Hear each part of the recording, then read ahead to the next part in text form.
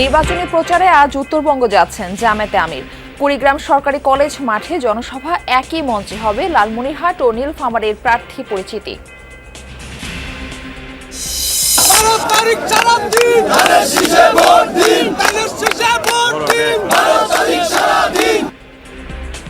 প্রায় 2 দশক পর আজ বরিশাল যাচ্ছেন তারেক রহমান। নির্বাচনী জনসভায় পরিচয় করিয়ে দেবেন প্রার্থীদের।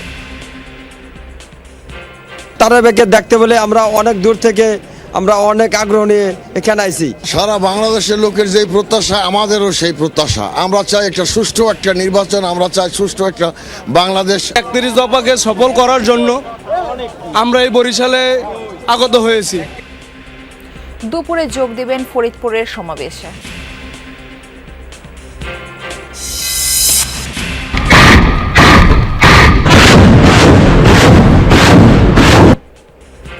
ইউক্রেনে জ্বালানি স্থাপনা লক্ষ্য করে রাশিয়ার সবচেয়ে বড় হামলা। 5 শতাধিক ড্রোন ও মিসাইল ছুড়ে রাতভর অভিযান, হয়েছে হতাহতের ঘটনা।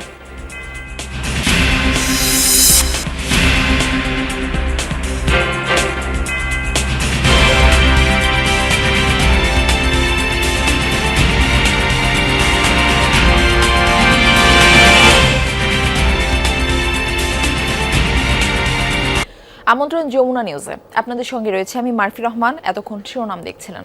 কুড়িগ্রাম 11 দলীয় জোটের আয়োজনে শুরু হয়েছে নির্বাচনী জনসভা। সভায় জামায়াতের আমির ডাক্তার শফিকুর রহমান যোগ দিবেন। সকাল থেকে সরকারি কলেজ মাঠে এই জনসভা শুরু হয়।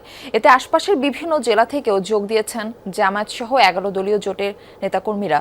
সভায় জামায়াত ও জোটের পক্ষে দাঁড়িপাল্লা, শাপলাকুলি সহ বিভিন্ন প্রতীকে ভোট চাইছেন নেতারা। রাষ্ট্র নিয়ে ভবিষ্যৎ পরিকল্পনা তুলে ধরবেন জামায়াত আমির। এছাড়া কুড়িগ্রাম জেলা জামায়াতের আমির অধ্যাপক আজিজুর রহমান সরকার এর সভাপতিত্বে বক্তব্য রাখবেন। জামায়াতের সহকারী সেক্রেটারি জেনারেল মাওলানা আব্দুল হালিম, জাতীয় নাগরিক পার্টি এনসিপির সদস্য সচিব আখতার হোসেন, দক্ষিণাঞ্চলের মুখ্য সংগঠক হাসনাত আব্দুল্লাহ সহ অনেকে। কুড়িগ্রামের পর লালমনিরহাট ও টাঙ্গাইলে জনসভায় যোগ দিবেন জামায়াতের আমির।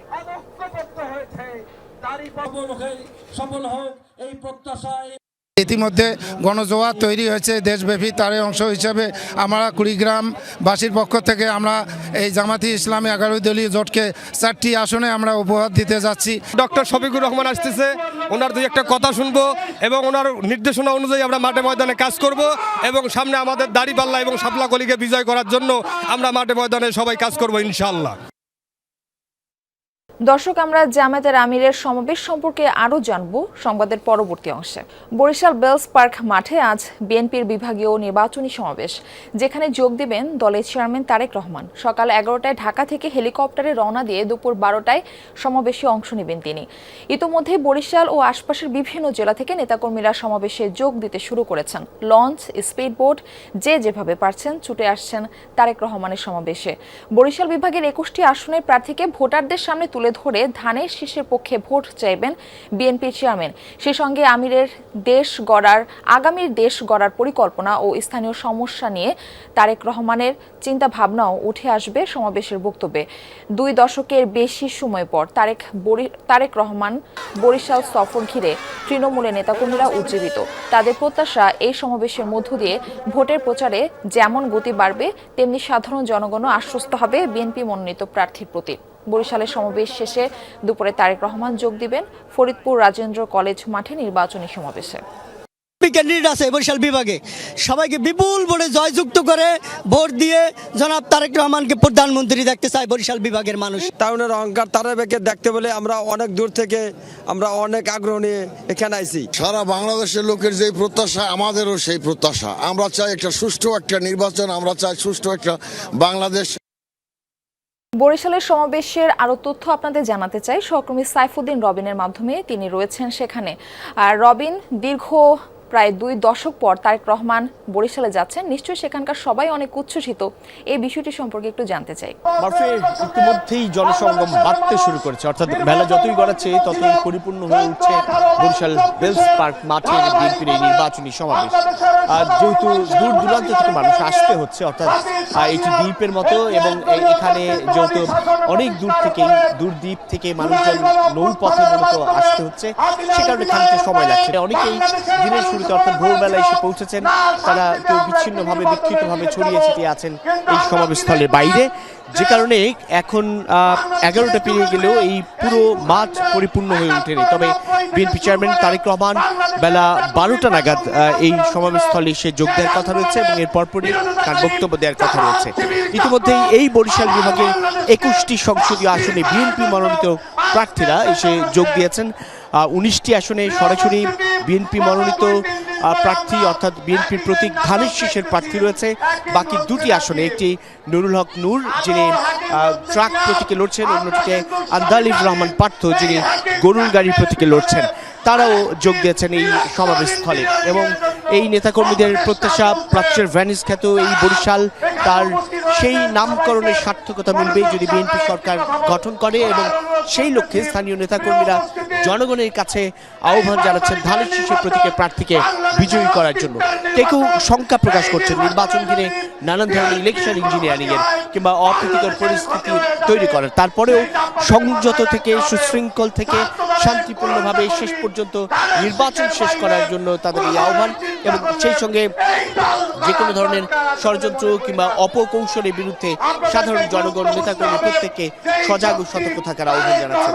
বিএনপি চেয়ারম্যান তারেক রহমান আসবেন, তাকে দেখার অপেক্ষা, তার বক্তব্য শোনার অপেক্ষায় এই তৃণমূলের সাধারণ মানুষ, এবং তাদের কাছে তারেক রহমান তার দলীয় প্রতীক এবং বিএনপি মনোনীত প্রার্থীদের পরিচয় করিয়ে দিয়ে সাধারণ জনগণের কাছে ধানের শীষে ভোট চাইবেন, বলবেন যে আগামী দিনে বিএনপি সরকার গঠন করলে এই বরিশালে বিগত দিনে বিএনপি যে উন্নয়ন অগ্রগতির সূচনা করেছিল সেটি ধারাবাহিকতা তারা অক্ষুণ্ণ রাখবেন। মারফি। রবিন, আপনাকে ধন্যবাদ। বরিশালের জনসভা শেষে ফরিদপুরে জনসভায় যোগ দেওয়ার কথা রয়েছে তারেক রহমানের। সেখানে রয়েছেন আমাদের আরেক সহকর্মী আরিফিন শাকিল, আমরা তার কাছেও একটু যেতে চাই। আরিফিন, সমাবেশস্থলে সার্বিক প্রস্তুতি কেমন দেখছেন? নেতাকর্মীরা কি জড়ো হতে শুরু করেছেন কিনা এই বিষয়টি একটু জানাবেন। ধন্যবাদ মারফি। এর মধ্যে নেতাকর্মীরা নরেন্দ্র কলেজ মাঠে এসে উপস্থিত হতে শুরু করেছেন, স্লোগান দিচ্ছেন খালেদা জিয়ার নামে, তারেক রহমানের নামে, এবং সেই সঙ্গে তাদের দলীয় যে প্রতীক সেই প্রতীকের নামে। হয়তো ছবিতে দেখতে পাচ্ছেন নানানজন নানানভাবেই নানান সাজিয়ে এসছেন এখানে। সেখানে বিএনপির পক্ষে তাদের যে ভালোবাসার ভিড় প্রকাশ সেটি করছেন, এবং দুপুর 2টা নাগাদ তারেক রহমান এখানে হাজির হওয়ার কথা রয়েছে। এরপর তিনি বক্তব্য রাখবেন। মূলত ফরিদপুরের সমাবেশ হলেও ফরিদপুরের পাশাপাশি গোপালগঞ্জ, মাদারীপুর, শরীয়তপুর, রাজবাড়ির বিএনপির নেতাকর্মীরাও কিন্তু আজকের এই সমাবেশে যোগ দিবেন। এখন পর্যন্ত আসলে শুধুমাত্র ফরিদপুরের নেতাকর্মীরা এই জায়গায় অংশ নিয়েছেন। অন্যান্য জেলার যারা নেতৃবৃন্দ রয়েছেন বা নেতাকর্মী রয়েছেন তারা এখানে আসলে হাজির হননি। তবে ধারণা করা হচ্ছে হয়তো 1-2 ঘন্টার মধ্যে তারা এসে হাজির হবেন। আজকের জনসভা খুবই গুরুত্বপূর্ণ এই ফরিদপুর অঞ্চলের জন্য। বিশেষ করে বরাবরই বলা হয় ফরিদপুর অঞ্চলে বিএনপির অবস্থান খানিকটা নাজুক থাকে, যেহেতু দীর্ঘদিন পর নির্বাচন বিএনপি অংশ নিচ্ছে এই নির্বাচনে। ফলে এই নির্বাচনকে কেন্দ্র করে এখানকার মানুষের যে চাওয়া পাওয়া, মানুষের যে দাবি, সেই দাবি নিঃসন্দেহে তারা তুলে ধরবেন, এবং তারেক রহমান সেই দাবির প্রেক্ষিতে তার যে পরিকল্পনা সেই পরিকল্পনার কথা জানাবেন। এবং সব মিলিয়ে যদি বলি মারফি, সমাবেশ 2টা নাগাদ শুরু হবে, এবং সেই সমাবেশ শুরু হওয়ার পরপরই হয়তো সেই খবর আপনাদেরকে জানাবো। এবং সেই সঙ্গে এরই মধ্যে যারা নেতৃবৃন্দ এসেছেন তারা বলছেন তাদের যে এই অঞ্চলে যে কয়েকটি সংসদীয় আসন রয়েছে সবগুলো সংসদীয় আসন তারেক বিএনপিকে উপহার দেওয়ার জন্য তাদের যে পরিকল্পনা সেই পরিকল্পনা রয়েছে, এবং সেটি শেষ পর্যন্ত তারা সফল হতে পারবেন বলে তারা বিশ্বাস করেন। মারফি। আরিফিন, ধন্যবাদ যুক্ত হবার জন্য। রাজধানীর প্রচারণার খবর আপনাদের জানাতে চাই সহকর্মী রাব্বি সিদ্দিকের মাধ্যমে। তিনি রয়েছেন দারুস সালাম এলাকায়। রাব্বি, প্রার্থীদের প্রচার গণসংযোগ কেমন দেখছেন? ভোটাররা কি বলছেন?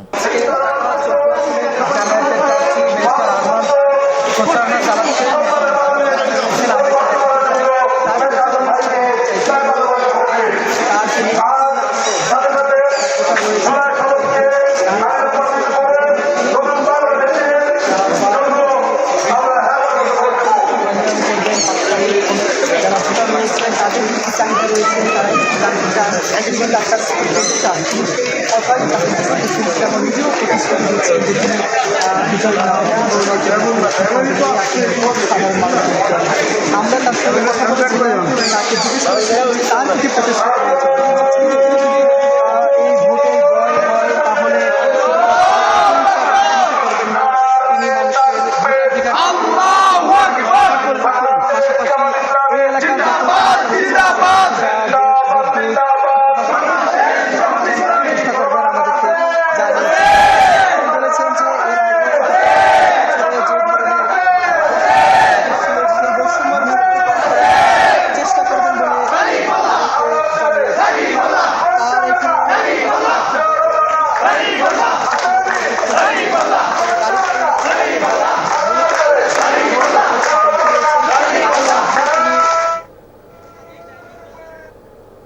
ঢাকা 13 আসনে প্রার্থীদের ইশতেহার পাঠ ও আচরণবিধি ঘোষণা নিয়ে মোহাম্মদপুরের সূচনা কমিউনিটি সেন্টারে আয়োজন চলছে। সেখানে আছেন আরেক সহকর্মী রিয়াজ রায়হান। আমরা যুক্ত হচ্ছি তার সাথে। রিয়াজ, ইশতেহার ঘোষণা ও আচরণবিধি নিয়ে আয়োজিত অনুষ্ঠান সম্পর্কে আপনার কাছে বিস্তারিত জানতে চাচ্ছি। তো বারফি, এটি আসলে নির্বাচনের রেওয়াজ, যিনি রিটার্নিং কর্মকর্তা থাকেন যেসব সংসদীয় আসনের, সেই সংসদীয় আসনের যারা প্রতিদ্বন্দ্বী প্রার্থী রয়েছেন তাদেরকে নিয়ে একটি ইশতেহার পাঠের আয়োজন করা হয়, যেখানে মূলত তারা যেসব ইশতেহারগুলো, যে প্রতিশ্রুতিগুলো দেবেন, সেগুলো একসঙ্গে একটি মঞ্চে এসে তারা ঘোষণা করবেন এবং সেটির আয়োজন থাকে হচ্ছে রিটার্নিং এবং সহকারী রিটার্নিং অফিসার যারা থাকেন তাদের পক্ষ থেকে। এবং এখানেও ব্যতিক্রম ঘটেনি। ঢাকা 13 অর্থাৎ 186 নং আসন, ঢাকা 13 সংসদীয় আসনের প্রতিদ্বন্দ্বী প্রার্থী যারা রয়েছেন তাদেরকে আমন্ত্রণ জানানো হয়েছে, তারা উপস্থিত হয়েছেন। এখানে মোট 9 জন প্রতিদ্বন্দ্বী প্রার্থী বিভিন্ন প্রতীকে নির্বাচন করছেন এবার, তার মধ্যে 6 জনের মধ্যে উপস্থিত হয়েছেন। আর রিটার্নিং কর্মকর্তা যিনি রয়েছেন এই ঢাকা 13 আসনের, তিনি সহ অন্যান্য কর্মকর্তা যারা রয়েছেন তারাও উপস্থিত হয়েছেন। এখানে মূলত তারা তাদের রিটার্নিং একই সঙ্গে যেমন নির্বাচনের ইশতেহার পাঠ করবেন, পাশাপাশি নির্বাচনের যে আচরণ বিধিমালা রয়েছে সেই আচরণ বিধিমালা সম্পর্কেও তাদেরকে অবহিত করা হবে রিটার্নিং কর্মকর্তার পক্ষ থেকে, এবং তারাও সেই যে আচরণ বিধি, সেই আচরণ বিধি প্রতিপালনে তাদের পক্ষ থেকে যেসব সহযোগিতা, সেসব সহযোগিতার কথা ঘোষণা করবেন এবং যাতে কোনো ধরনের আচরণবিধি লঙ্ঘন না হয় বা যাতে প্রতিপক্ষের প্রতিদ্বন্দ্বী প্রার্থীর প্রতি কোনো ধরনের বিরূপ আচরণ করা না হয় বা যাতে এমন কোনো আচরণ করা না হয় যে কারণে নির্বাচন বিঘ্নিত হতে পারে বা নির্বাচনের সুষ্ঠু যে পরিবেশ সেটি বিঘ্নিত হতে পারে। আর একটি বিষয়ে গুরুত্বপূর্ণ, সেটি হচ্ছে যেমন ঝিনাইগাতিতে, অর্থাৎ শেরপুর ঝিনাইগাতিতে একটি অনাকাঙ্ক্ষিত ঘটনা ঘটেছিল এই ইশতেহার পাঠ অনুষ্ঠানকে কেন্দ্র করেই উপজেলা প্রশাসনের পক্ষ থেকে।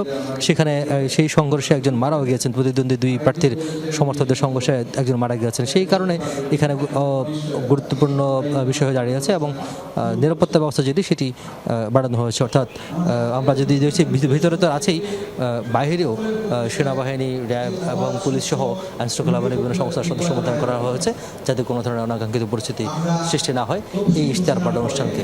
জি রিয়াজ, শুনছিলাম আমরা, আপনাকে ধন্যবাদ যুক্ত হবার জন্য। ঠাকুরগাঁয়ের নারাগুন ইউনিয়নে নির্বাচনী পথসভায় বক্তব্য রাখছেন 1 আসনের বিএনপি প্রার্থী মির্জা ফখরুল ইসলাম আলমগীর। আমরা সরাসরি যাচ্ছি সেখানে। জানেন যে প্রায় 60 লক্ষ মানুষের বিরুদ্ধে মিথ্যা মামলা ছিল সারা দেশে, 20,000 নেতা কর্মীকে খুন করছিল, 1700 মানুষ একদম গুম হয়ে গেছিল, নাই এত পর্যন্ত খুন নাই। তারপরে আল্লাহর অশেষ রহমতে আন্দোলন হয়েছে। সেই আন্দোলনের শেষ সময় জুলাইয়ে এই মাসে এবং আগস্টের 5 মাসে আওয়ামী লীগের হাসিনা পালায় যেতে বাধ্য হয়েছে ভারতে, তাই না? এখন ওই আন্দোলনের পরে নতুন যে সরকার আসছে, যে আসছিল তারও প্রায় 1.5 বছর হয়ে গেল। তাদের একটা ওয়াদা ছিল যে তারা একটা সুষ্ঠু অবাধ নিরপেক্ষ নির্বাচন করে নির্বাচিত সরকারের হাতে ক্ষমতা তুলে দিয়ে তারা চলে যাবে। আজকে সেই নির্বাচন আগামী 12 তারিখে। কি বার হচ্ছে এটা? 12 ফেব্রুয়ারি। কিন্তু বারটা কি? বৃহস্পতিবার। আর মাত্র 7টা দিন। আমি গুনছি, আজকে 3 তারিখ না, 4 তারিখ, 5, 6, 7, 8, 9, 10, 11, 12, ঠিক 7 দিন পরে আপনারা অনেকদিন পরে একটা সুষ্ঠু ভোট দিতে পারবেন, তাই না? এবং যাকে খুশি তাকে দিতে পারবেন, এটাই তো ভোট। আর গত 15 বছর কি হয়েছে? ভোট দিবা, আমাদের ভোট, আমাদের ভোটগুলো ওরাই দিয়ে দিচ্ছে, অথবা রাত্রিরা ভোট দিয়ে চলে গেছে, হিসাব করে করে দিচ্ছে, তাই না? ওই ভোট এবার হবে না, এবার ভালো ভোট হবে ইনশাআল্লাহ। আমরা আশা করছি যে আল্লাহ তাআলা আমাদেরকে এবার একটা সুষ্ঠু অবাধ পরিবেশে নির্বাচন করার সুযোগ দেবে। তারপরে এই অঞ্চলের মানুষ বরাবরই ধানের শেষকে ভোট দিয়েছেন, তাই না? নাকি মা বোনেরা কথা বলেন, ধানের শেষে ভোট দিচ্ছেন না? ওই পিছনে একটু বলেন দিচ্ছেন কিনা? ধানের শেষে ভোট দিচ্ছে। ত্রয়োদশ জাতীয় সংসদ নির্বাচনকে ঘিরে নারায়ণগঞ্জ 4 আসনে হেভিওয়েট প্রার্থীদের লড়াই জমে উঠেছে। আসনটিতে বিএনপি জোটের প্রার্থী থাকলেও ধানের শীষ প্রতীক নিয়ে লড়ছেন না কেউ, ফলে বিএনপির নেতাকর্মীরা কয়েক ভাগে বিভক্ত হয়ে স্বতন্ত্র সহ অন্য প্রার্থীদের পক্ষে কাজ করছেন। এদিকে বিএনপি সমর্থিত জমিয়তে উলামায়ে ইসলামের প্রার্থীকে ঠেকাতে 8 ঘাট বেঁধে মাঠে সক্রিয় বহিষ্কৃত 2 প্রার্থী। নারায়ণগঞ্জ সদর উপজেলার 7টি ইউনিয়ন নিয়ে গঠিত 4 আসন। অসংখ্য শিল্প ও গার্মেন্টস হাব থাকায় অর্থনৈতিকভাবে গুরুত্বপূর্ণ এই জনপদ। আসন্ন নির্বাচনে বিভিন্ন কারণে এই আসনটি রয়েছে আলোচনার তুঙ্গে। মনোনয়ন বঞ্চিত হয়ে বিএনপি থেকে বিদ্রোহী প্রার্থী হয়েছেন জেলা বিএনপির সাবেক সভাপতি মোহাম্মদ গিয়াসউদ্দিন এবং দলের নির্বাহী কমিটির বহিষ্কৃত সদস্য মোহাম্মদ শাহ আলম। রাজপথে কর্মী সমর্থকদের নিয়ে দুজনেরই রয়েছে সরব ভূমিকা। অভিযোগে জানান, বিভিন্ন মাধ্যমে কর্মী সমর্থকদের হুমকি দিচ্ছে প্রতিপক্ষ। নির্বাচনী এলাকা 3 এবং 4-এ আমার জনপ্রিয়তা পূর্ব থেকে আছে। এবার নির্বাচনে তাদের মধ্যে ব্যাপক সাড়া পাচ্ছি। আমি তাদের অনুপ্রেরণায় আমি নির্বাচনে অংশগ্রহণ করেছি। আমার জন্য যারা কাজ করছে তাদেরকে থ্রেট করছে। আমার অনেক কর্মীকে যারা বিভিন্ন ওয়ার্ডের বা বিভিন্ন সেন্টারের দায়িত্ব নিয়েছে তাদেরকে ডেকে এনে ফোনে তাদেরকে হুমকি দেওয়া হচ্ছে। প্রশাসন যদি নিরপেক্ষ থাকে, নিরপেক্ষ নির্বাচন হয়, 17 বছর জনগণ কোনো ভোট দিতে পারে নাই, ইনশাআল্লাহ জনগণ হরিণ মার্কায় ভোট দিয়ে আমাকে বিজয় করবে। এবারের নির্বাচনে প্রার্থীদের তালিকায় রিপাবলিকান পার্টি থেকে যুক্ত হয়েছেন বিএনপির সাবেক নেতা মোহাম্মদ আলী। স্থানীয়দের দুর্ভোগ কমাতে জলাবদ্ধতা নিরসন সহ বিভিন্ন সমস্যা সমাধানে প্রতিশ্রুতি দিচ্ছেন তিনি। আমাদের লোকজনকে এখনো দম করছে। আমি আমার কাজ করে যাচ্ছি, জনগণের সাথে আছি। জনগণ আমাকে যেভাবে আমাকে সাড়া দিচ্ছে, আমি ভালোই সাড়া পাচ্ছি। তো ধমক আমি কেয়ার করি না। আসনটিতে বিএনপি জোট থেকে মনোনয়ন দেয়া হয়েছে জমিয়তে উলামায়ে ইসলামের মনির হোসাইন কাশেমিকে। তার দাবি, সমর্থকদের গণজোয়ার দেখে প্রতিদ্বন্দ্বী প্রার্থীরা বিভিন্ন বিভ্রান্তিকর তথ্য ছড়াচ্ছে। ইউনিয়ন এবং ওয়ার্ড পর্যায়ের যা আছে সকল নেতৃবৃন্দ এখানে এই প্রশ্ন করে আমাদেরকে বিব্রত করা আছে, আর কোনো সময় ক্ষেপণ করা আছে, আর কোনো লাভ নাই। আলহামদুলিল্লাহ এখানে টেম্পো উঠেছে, এই হাই উঠেছে এবং সেটার জন্য সম্পূর্ণ ক্রেডিট যায় বিএনপি নেতৃবৃন্দের। আসনটিতে 11 দলীয় জোট থেকে মনোনয়ন পেয়েছেন এনসিপির কেন্দ্রীয় নেতা অ্যাডভোকেট আব্দুল্লাহ আল আমিন। পরিবর্তনের অঙ্গীকার নিয়ে ভোটের মাঠ চষে বেড়াচ্ছেন তিনি। সার্বক্ষণিক 12 তারিখ পর্যন্ত মাঠে থাকবো জানেন, আরো এলাকা আছে, আমি মাঠেই আছি কিন্তু অন্য এলাকায় থাকতে পারি। আপনারা যারা এই এলাকার, তারা এই এলাকায় সক্রিয় থাকেন। পছন্দের প্রার্থীকে নির্বাচিত করতে অপেক্ষার প্রহর গুনছেন সাধারণ ভোটাররা।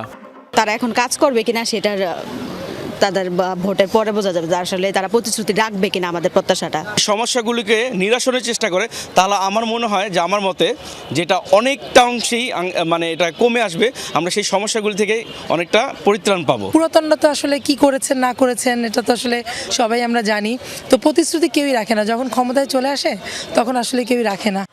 আসনটিতে মোট ভোটার সংখ্যা 5,35,325 জন। নির্বাচনে প্রতিদ্বন্দ্বিতা করবেন স্বতন্ত্র সহ বিভিন্ন রাজনৈতিক দলের 13 জন প্রার্থী। সাইফ আহমেদ, যমুনা নিউজ। ইউক্রেনের জ্বালানি স্থাপনায় এই যাবৎকালের সবচেয়ে বড় বিমান হামলা চালিয়েছে রাশিয়া। রাতভর অভিযানে 5 শতাধিক ড্রোন ও ক্ষেপণাস্ত্র ছুড়েছে মস্কো।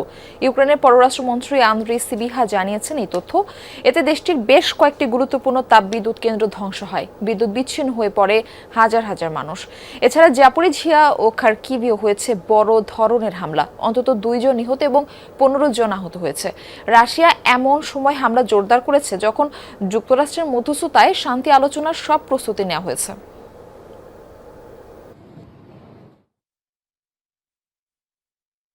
দর্শক, এই ছিল যমুনা নিউজে।